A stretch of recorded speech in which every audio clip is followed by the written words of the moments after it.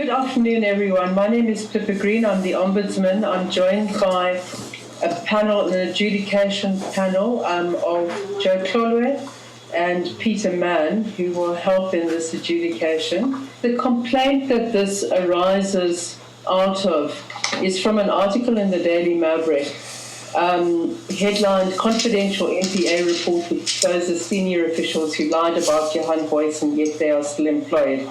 The author of the report is Jacques Pauw. Gillian Green is one of the editors of the Daily Maverick and is here in that capacity. The complaint by Mr Danikas is about particular clauses in the press code. One is about truthful and accurate reporting, clause 1.1. The other is about the headline, what we call the blurb or the strap. A third, in terms of clause 1.8, is about the right of reply.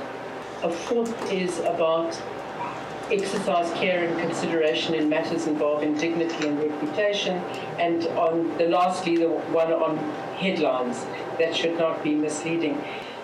Would you like to just go into the details of what you believe was inaccurate in the story?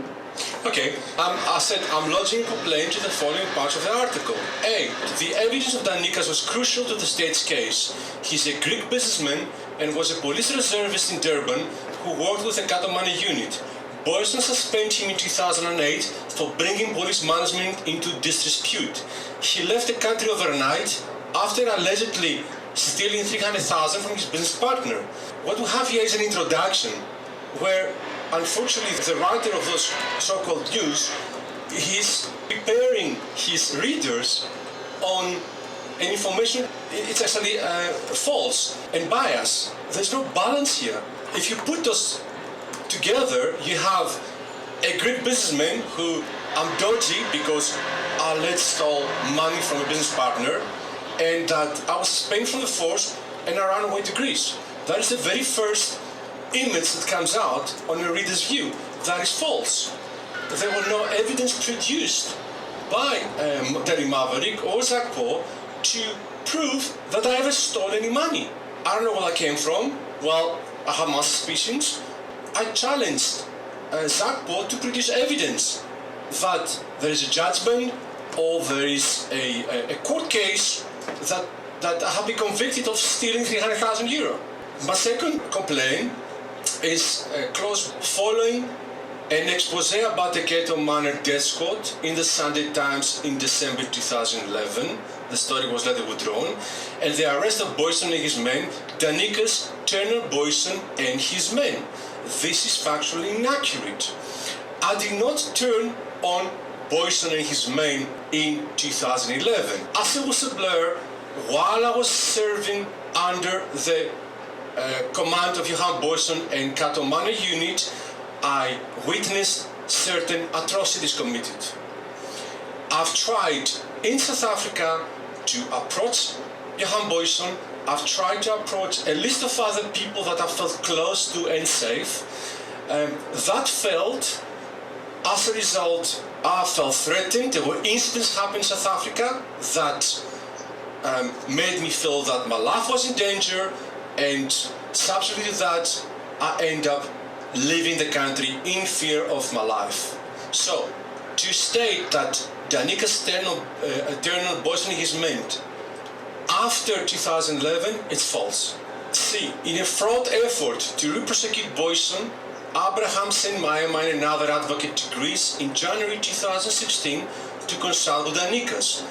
They returned empty-handed, but, again, with an unsigned statement. So, now, this is false. The National Prosecution Authority came to Greece in 2016 to discuss, in the presence of my attorneys, the possibility of me testifying in court via video link and handed evidence on a case in South Africa. At the time, we agreed, I was happy to give evidence, and I handed over certain evidence to the investigation team. On that basis, an MLA mutual legal agreement was prepared, sent to Greece for me to sign. So, this is very inaccurate when the journalist states that they returned empty-handed with an unsigned statement. We agreed they went back to South Africa, they prepared the mutual legal agreement, and it was sent to Greece via the appropriate channels. Danikas had only signed a Greek version of his affidavit under the mutual legal assistance agreement between Greece and South Africa some 8 months after Abraham's re-prosecuted Booysen. He later refused to sign the English version because it contained mistakes. That is a blatant lie. That never happened. I have never refused to sign an English version. There are no evidence produced by the journalist to that extent. I produced emails proving that I was never asked to sign an English version. The de Kock panel says the state's reliance on Danikas' evidence is open quote puzzling, close quote, and it failed to understand why the state never translated the Greek version into English. I cannot answer for the de Kock report and the people behind it because, again, none of them contact me to interview me. I mean, they all talk about my name, Ari Danikas, but none of them has ever reached through my attorneys, through the appropriate channels, or through me, to shine a light of what happened because I was directly involved with the prosecutors. On F, it has also emerged now that Danikas was never on the state witness list and Myanmar did not intend calling him. Pretoria attorney Julian Knight, acting for Danikas, said in a February 2015 affidavit that he had received an email from Myanmar in early 2015 stating that he will not be calling Danikas as a witness.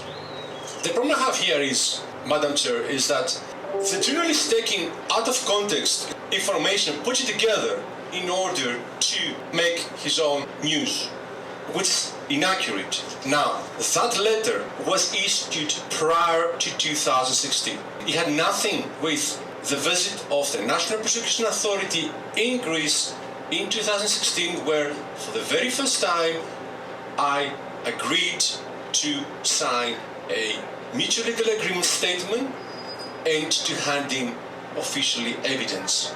So whatever transpired before that has nothing to do with the chain of events. By saying that Myanmar did not intend calling him, it's a blatant lie. Mr. Myanmar did not intend calling me to go back to South Africa to testify because I was fearing of my own safety. We had agreed by the attorneys and it was proposed by the NPA that I will testify by secure location in Europe, command post they call it, via video link. That was the arrangement. I have produced evidence to that. I have emails which I have produced to the panel that actually proves what I'm saying. He will not be calling Danikas as a witness. It's another problem I have. I have voice recordings and I have emails, official emails from the National Prosecution Authority stating that they intended to call me as a witness. Had Jacques Pauw came to me and asked me, I would have given him that information. So this is where I call this to be unfair. It's not a balanced article and I feel it has caused great damage to my character. I consider it a targeted character assassination. It has happened in the past. It's a pattern repeated by not other than Johan Booysen, who is directly involved to damage my reputation. I'm not in South Africa to physically harm me. I'm in Greece, so it is a recorded academic study that a whistleblower that cannot be physically harmed, he will be character assassinated by media. And this is what I believe has happened right now with the South African media. I was never given the opportunity to respond. And the fact that Jacques Pauw states that he tried to contact me, it's a blatant lie. I was never contacted and I believe that the intent was malicious not to contact me, and I have given the panel a lot of evidence to that extent. One last point. I'd like to make the point that the burden of proof lies with Daily Maverick and Jacques Pauw to show evidence that the report was factual. Mr. Danikas, what we need from you is a summary of all your complaints so that the Daily Maverick can ask you questions about those allegations. Bring attention to my response December the 10th. Pauw says there is evidence that I stole money from a former business partner. This is a lie. there was never any evidence produced in support of that lie. There was never any charge being filed. There was never any conviction. So I'm surprised that Daily Maverick went ahead with that publication, and I'm surprised that Jacques Pauw, as a veteran journalist, insists that there's evidence, and the only evidence he produced so far is an affidavit from Johan Booysen. Now, I don't consider that as solid evidence. I think that you also pointed out that it wasn't true that the prosecutors who'd come to Greece to visit you left with no evidence. In clause 4 of my submission, and I'll repeat what I'm saying because I'm standing by it, Pauw repeats the false statement that the NPA returned it, open quote, empty-handed, close quote, after meeting me in Greece in January 2016. And I have produced evidence in support that they never returned empty-handed. They were handed a USB stick in a sealed evidence container. The evidence included photographs, some that I took showing that a body was moved at 2 Cato Manor crime scenes before the IPD arrived. There was a lot of high-resolution videos of a Cato Manor crime scene where the suspect is allowed to bleed to death while people are making fun of him. There were documents of my official correspondence, reports, duty logs as a Cato Manor South African police reservist. There was a video of a suspect being tortured at the Cato Manor offices by Cato Manor unit officers. There was also a video in which Johan Booysen describes, in the presence of myself and my wife, of how he and Cato Manor members were shooting at African pedestrians for fun with a pellet gun while on duty. The article says that the National Prosecution Authority came back empty-handed. That is false, and that's where I stand with it. Okay, thank you. And then I think that lastly, your main complaint on the factual basis, it's about the fact that the article says, and the article follows, as I can gather from the De Kock report, which I've read, is that you had not signed the English version of your statement, and you. Well, first of all, and humor me here. I'm gonna give you an example. If I was Chinese and I don't speak any English or broken English, what is the purpose of an MLA agreement? They send it to me in my own language for me to understand it and then sign it. That is my one argument. The second is, I have proven to you with my emails I've sent, with my correspondence with the National Prosecution Authority, that I was never asked to sign an English translation. I was never asked by the National Prosecution Authority to sign any English translation because there was no need to. The English translation was issued by a sworn translator from some court in South Africa, and it was sent to me attached with my Greek mutual legal agreement for me to review, and then I find out 2 or 3 small little errors which I point them out to the prosecution authority. That's the end of it, and that's where I stand. Thank you, Mr. Danikas. Just want to check if Peter, Joe, do you have questions of clarity at this point? No, I think at this point we should allow the Pauw. Okay. Yeah. Agreed. Yeah.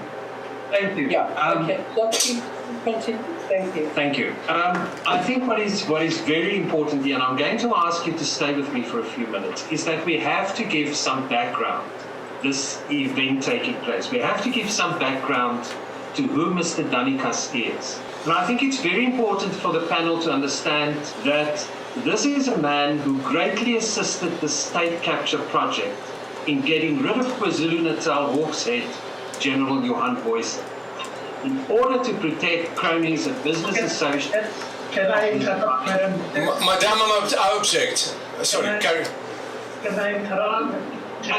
Madam Chair, we are looking at a specific article, not a general picture of who Danikas is, who Booysen is, who Jacques Pauw is. we need to get focus on the article itself. And Madam President, I may say that Jacques Pauw doesn't know of him, he's never spoken to me. How can he speak about a background about me if he's never spoken to me and interviewed me? Mr. Pauw, could you focus on the article, rather, which, as I gather, based in the main, not entirely, but in the main on the de Kock report. But could you focus on the article and what informed it into Yes. the Danikas?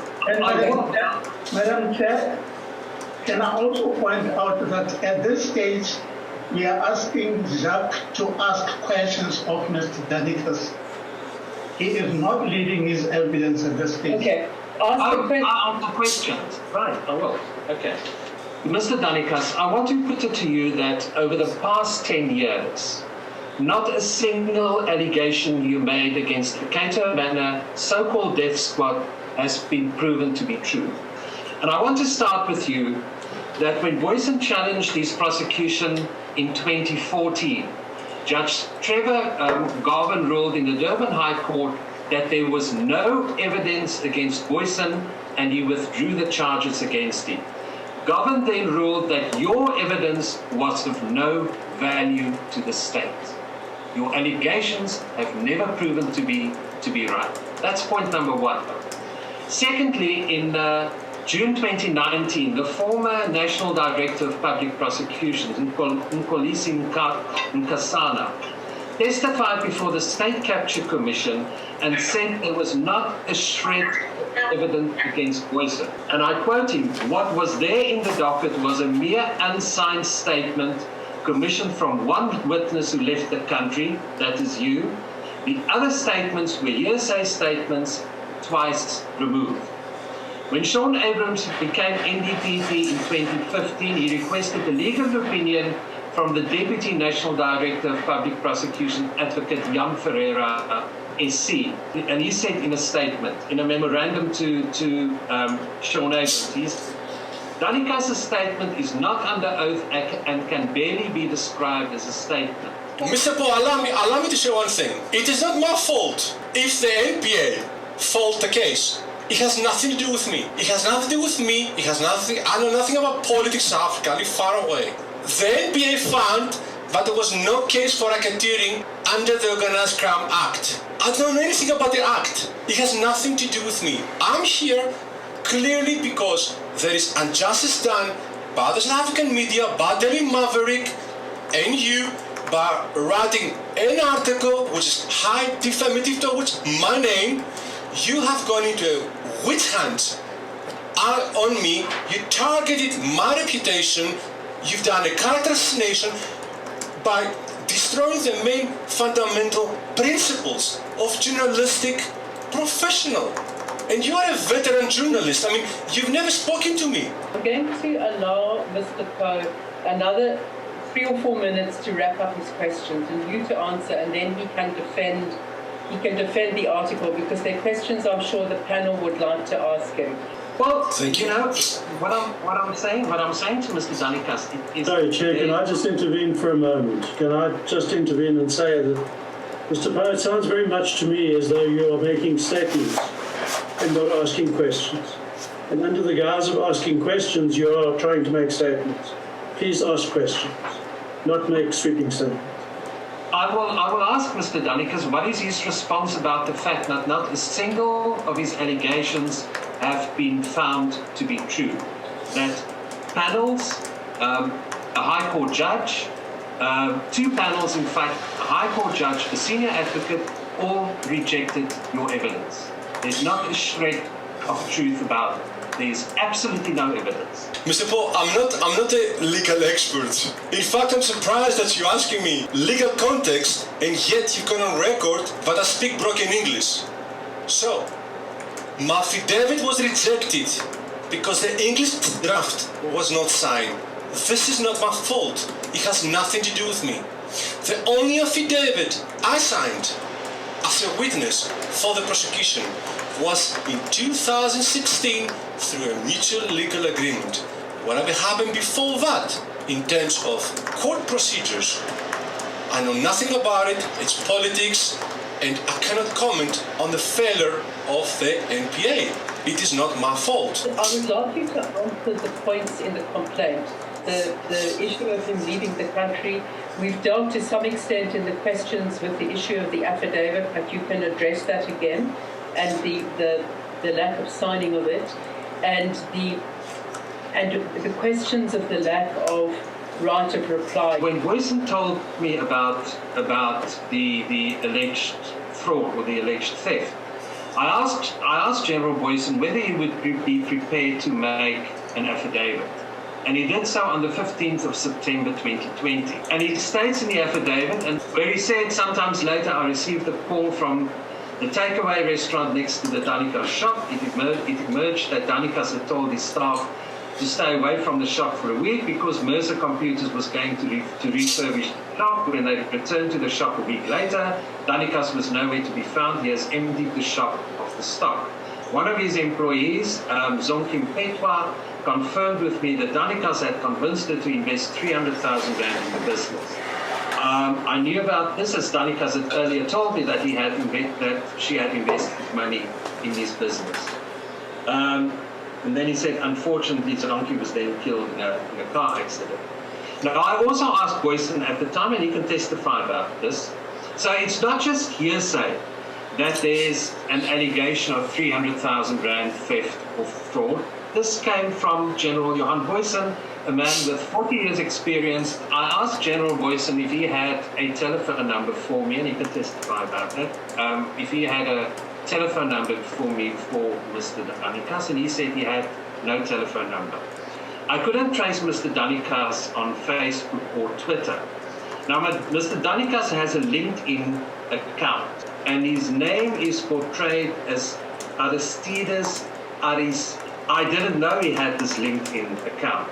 I typed Aris Danikas LinkedIn into Google, more than 50 names came up, and Aris Danikas was not one of them. I couldn't trace Aris Danikas. Point 2 of his complaint was the fact that Booysen suspended Danikas as a police reservist. Booysen describes the suspension in his affidavit, and there's absolutely no question that Danikas was suspended by General Booysen before he left the country. The allegation that the evidence in my Greek statement were false and concocted, that's the words he uses in his complaint, because of some errors in the English translation, is not fair, true, or accurate. Now, as far as that part of his complaint is concerned, I never said that anywhere in the article. I never said that in the article. It's not stated in the Daily Maverick article. What we say is, and I'll quote, Danikas had only signed a Greek version of his affidavit under the mutual legal assistance agreement between Greece and South Africa some 8 months after Abrams re-prosecuted Booysen. He later refused to sign the English version because it contained mistakes. Now listen to what the de Kock panel says. Danikas does not implicate Booysen and the other accused and will not assist the prosecution to prove the racketeering charges. The de Kock panel says the state's reliance on Danikas's evidence is puzzling, and it failed to understand why the state never translated the Greek version into English. Then he said it's untrue that the NPA returned empty-handed from Greece after they consulted with him, I think in 2016. Now, after the High Court ordered that the charges against Booysen be withdrawn, Sean Abrams decided to reinstate the charges. He then sent Mahema to Greece to gather additional evidence from Danikas. So there were, in other words, and it's important to understand, 2 prosecution orders, one signed by Jiva in 2012 and the second signed by Abrams in 2016. When Abrams signed the new prosecution authority, he did so on the strength of Mahema returning from Greece with so-called new evidence. But this is what the de Kock panel found on page 31. Abrams placed a lot of reliance on Danikas' statement. It is important then to determine whether Danikas' statement contained new and additional evidence. The factors Abrams considered are not new evidence and are merely his assumptions, inferences, and conclusions.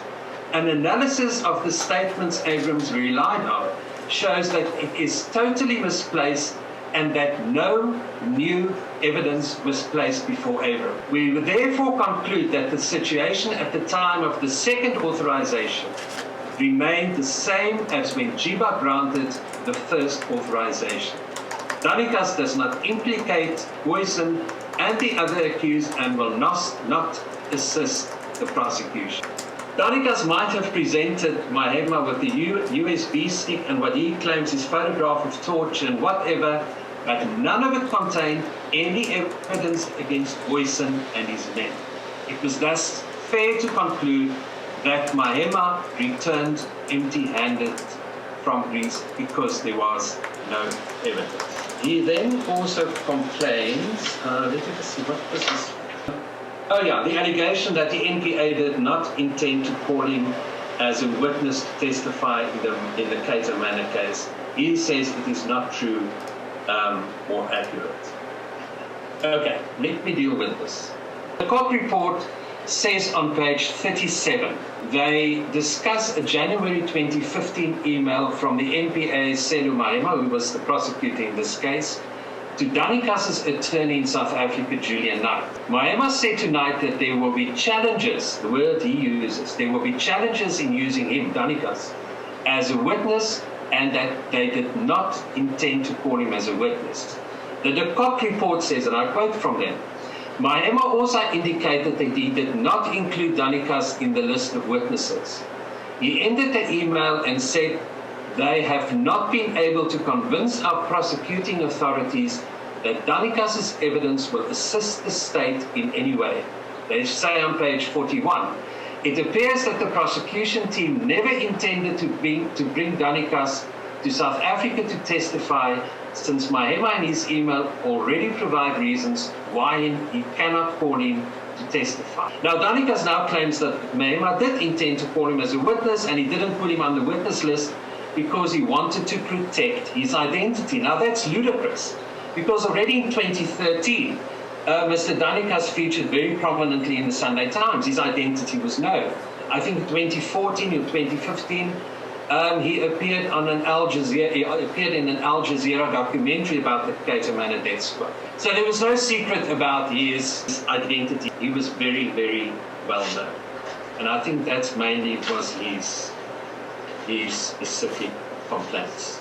Could I just intervene to ask you a quick question about your sources here, Jacques? Because I've also read the De Kock report, and as I understand, tell me if I'm wrong, the major part of your article was based on the De Kock report, with the exception of the allegation about the stealing of money and the leaving the country, or not stealing, but taking from the business. I don't have the article in front of me, but there was some background to what had happened as well, how the De Kock report came about. I mean, sort of the processes that were followed, the Gorvin judgment, the Ferreira legal opinion. So there was some background to it as well. Yeah, and the Gorvin judgment is mentioned in the De Kock report as well. And so your other source was General Booysen? Yes. Okay. With the agreement of the panel, I wonder if this is an appropriate time to ask you to bring your witness, who was your source, and then we can ask Mr. Danikas if he has questions for him. Before we get to that, Madam Chair, I think Mr. Danikas can now ask Mr. Pauw questions before we come in. Thank you, Mr. Flole. Thank you for the opportunity. Mr. Pauw, I hear what you had to say, and let's start from the beginning. Correct me if I'm wrong, but you said that your source was Johan Booysen, who was a policeman at the time, and it is my understanding that he told you that there was an official complaint about that. What you said, just for purpose of clearness. I quoted from Booysen's affidavit, and that is what I would like to stand by. In fact, you have a copy. Of here. Okay. So you stand. Let me understand that. You stand accusing me on millions of South Africans that I'm a fraudster, I'm a criminal because I stole money from an employee who in fact was never an employee. You need to get your facts right. Miss Sonke was never employed by me. Miss Sonke was a partner in my business, not employee. For the record, that can be proven easily. The article does actually say business partner, just as a matter of correctness. It doesn't say employee. But the affidavit says employee. But the affidavit then is a perjury, because on the affidavit he states an employee first, and second lie, and that is my crucial point, is that Johan Booysen has lied on his affidavit by stating that shortly afterwards, and that's what I like the panel's attention to see how deceiving propaganda works. Shortly afterwards, Miss Sonke died. Miss Sonke unfortunately died 4 years later. 4 years later after I left the country. The mere fact that he's arguing with me that my name is misspelled wrong and she couldn't find me Google, I can go now on Google and I challenge you to do that and type my name, it will come up.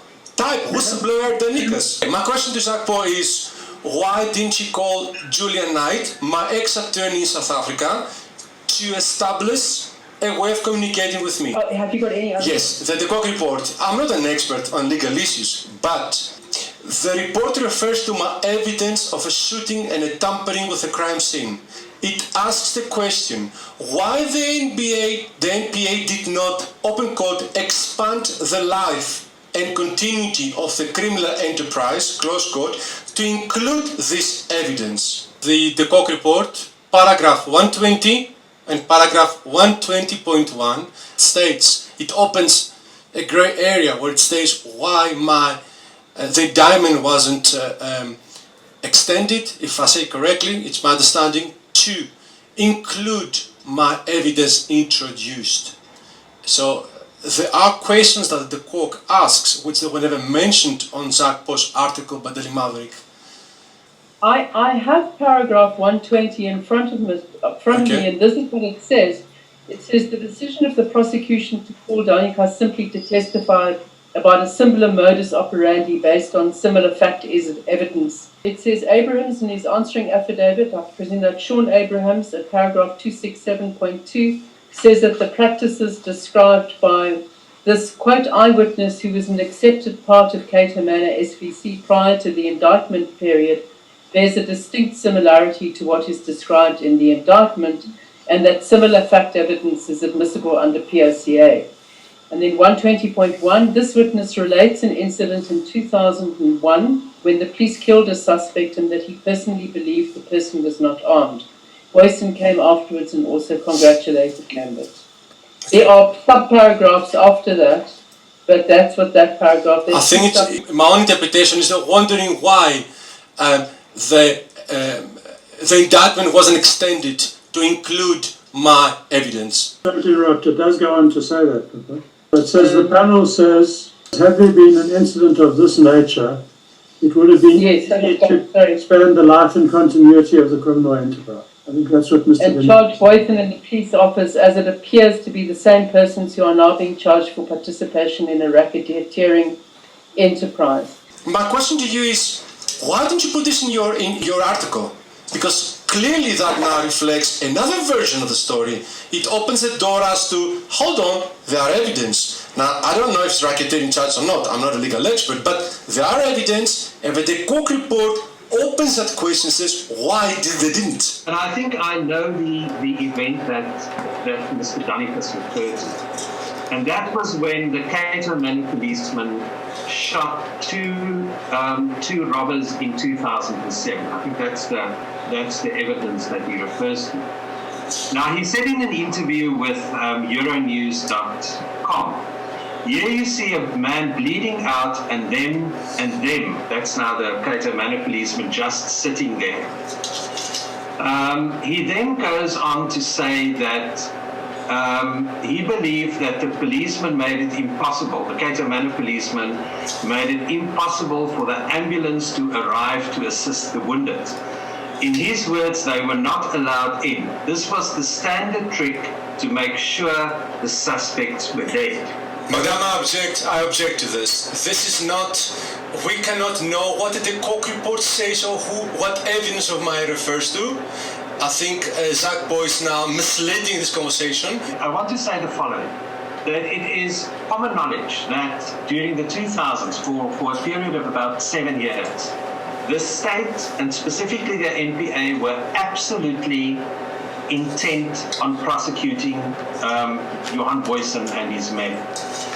That's why when the charges were dropped, they reinstituted the charges without new evidence, which is in the de Kock report. They were absolutely intent on charging Booysen. And if there was any other evidence that Danikas had, which in any way reflected on Booysen and his men, they would have used that evidence. None of his evidence has ever turned out to be true. Nothing has been proven. So Danikas, it's actually you are, it's your turn to ask questions. So if you want to ask a question about that statement, then please go ahead, and then we're going to go back to Mr. I think I've got some questions for Mr. Pauw. I just need to ask him questions about the evidence he's just given us. Is it true, Jacques, that your story was based on information from General Booysen? No. The story was mainly based on the de Kock report. Remember, the de Kock report was used by NDPP Shamila Batoy to withdraw all the charges against Booysen and all his men. The specific item I'm looking at is the 300,000. That came from General Booysen. Well, not entirely, because it's been published before. And I regard General Booysen as a very authoritative witness. I mean, he's had a police record of a police career of 40 years. He's one of the highest decorated policemen in the history. He's got an unblemished record. He's testified before the State Capture Commission and the Mokoro panel. His evidence has been accepted. It's unchallenged at the Zondo Commission, at the State Capture Commission. So I regard him as a very credible witness. And in our craft, we are taught to question every statement that is put before us. You don't accept it because there is an authority behind it. You test its veracity.